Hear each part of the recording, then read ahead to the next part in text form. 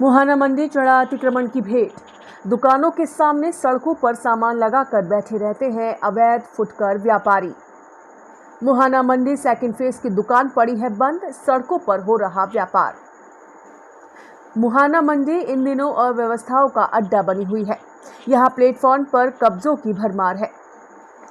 लाइसेंसधारी मंडी व्यापारी दुकान के सामने सरकारी प्लेटफॉर्म तक किराए पर दे देते हैं और यही नहीं, अपने लाइसेंस पर एक से अधिक व्यापार संचालित कर रहे हैं।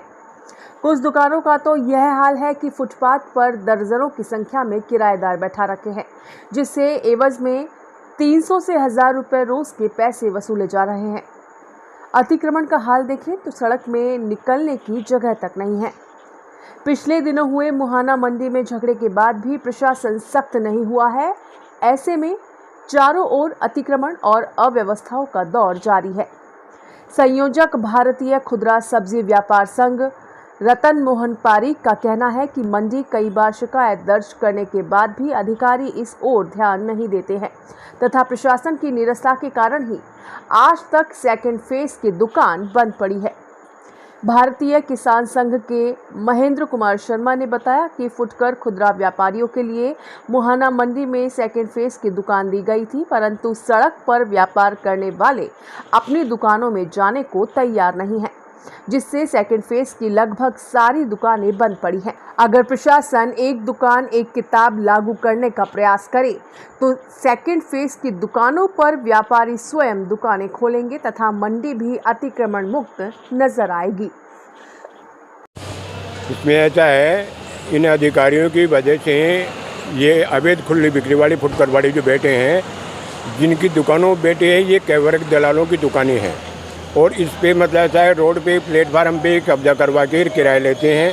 हमने इनकी शिकायत शुरू से अब तक कई बार शिकायत की हुई है। 16 साल हो गए। 16 साल में इनके कम से कम 5 लाख रुपए 7 लाख रुपए रोज का किराया आता है। 5-7 लाख रुपए रोज का किराया? रोज का 5-7 लाख रुपए रोज का। इसकी हमने मतलब ऐसा है कि मुख्यमंत्री का नाम का ज्ञापन मुख्य सचिव को दिया हुआ है। डायरेक्टर ने उसका फर्जी झूठा जवाब बना के भेज दिया। हमने कहा कि कम से कम डायरेक्टर ने फर्जी जवाब किस चीज़ का बनाकर भेजा? भाई ऐसा है कि ये फालतू की बातें हैं, कोई वो नहीं है, हम समय समय पे हटा देते हैं। मेरे पास में सारे डॉक्यूमेंट्स की प्रूफ है। डायरेक्टर संरक्षण देना अतिक्रमणकारियों को? इनके तो मतलब कमीशन आता है, इनके कमीशन आता है। एक बार बताओ, मंडी में बंदी का खेल चल रहा है? बंदी बिल्कुल बंदी बिल्कुल चल रही है। मेरे पास में हर प्रकार का प्रूफ है।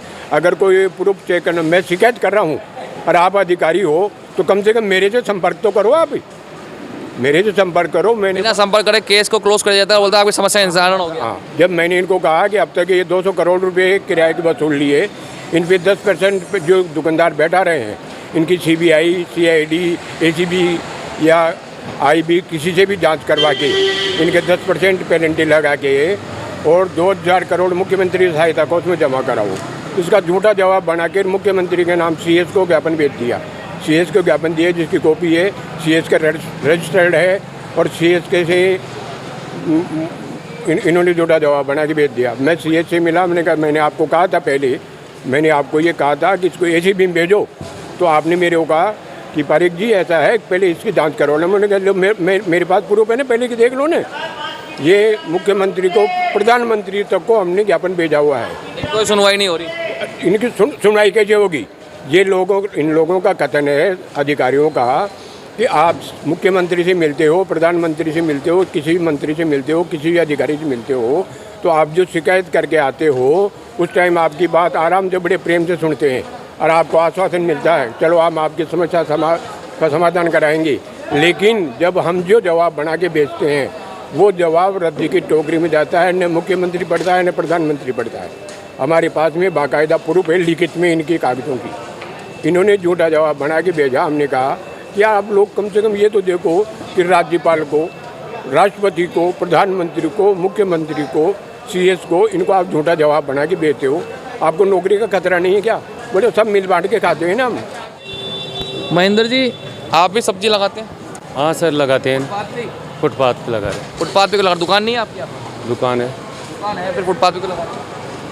अभी सभी यहीं बैठे हैं सारे, वो सबको यहीं बिठा रखे, शुरू से बैठे हैं, तब क्या करें। आप अपनी दुकान जाना नहीं चाहते? तो जाना चाहते हैं ना। ये भेजना ही नहीं चाहते हैं, कौन नहीं भेजना चाहते? ये प्रशासन। प्रशासन भेजेगा नहीं तो आप जाओगे नहीं दुकान?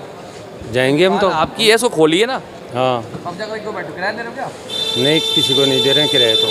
फुटपाथ पे कब्जा करके जो बैठे हैं लोग, उनके खिलाफ आप क्या बोलना चाहते हैं? इनके खिलाफ यही बोलना चाहते हैं कि भाई ये जो बड़े दलाल हैं वो बैठा रखे हैं उनको, छोटी दुकानदारों को, तो उनको अगर ये बेचते हैं वहाँ और तो किराया ख़त्म हो जाता है तो अपने आप अपनी दुकानों पे चल जाएंगे। एक दुकान एक किताब कर दो, सब अपनी दुकानों पे पहुँच जाएंगे। मतलब आपका मानना है पहल तो मंडी को ही करनी पड़ेगी? हाँ, आप लोग नहीं करेंगे पहल, इससे भी जा सकते हैं आप? करना पड़ेगा, वो तो सब में संगठन होगा तो सभी चल जाएंगे, लेकिन वो तो ये प्रशासन भी तो चाहिए ना कि रोडों पे क्यों बिठाते हैं रोडों पे। भैया आपकी दुकान है मंडी में? नमस्कार जी, हाँ जी मेरी दुकान है मंडी में। तो आप भी अपना प्लेटफॉर्म बेच देते हैं किराए पे? नहीं भैया, ऐसा कुछ भी नहीं है, कोई भी किराए पे हम लोगों ने नहीं दिया। ठीक है, जिन लोगों की दुकानें हैं और वो दूसरी जगह बैठ करके व्यापार कर रहे हैं वो अपनी अपनी दुकानों में जाएंगे तो फेज़ 2 भी चलेगा। मतलब आप पक्ष में छोटे दुकानदार अपनी दुकानों में बैठे? बिल्कुल, छोटे दुकानदारों को अपनी दुकानों पर बैठना चाहिए और उनको व्यापार करना चाहिए। यही एक रास्ता है कि वो अपनी दुकानों पर बैठेंगे तो व्यापार चलेगा। तो किराए के खिलाफ है ना आप तो? हाँ, किराए के तो खिलाफ है। किराया प्लेटफॉर्म अगर कोई दे रहा है तो अवैध रूप से वो गलत है। ये बता रहे 5 से 7 लाख रुपए वसूले जा रहे हैं। वो ये अंकल के एनालिसिस है, जैसा भी है। मैं तो इस बारे में ज़्यादा कुछ जानता नहीं हूँ, नया कारोबारी हूँ मैं, अपना कारोबार कर रहा हूँ।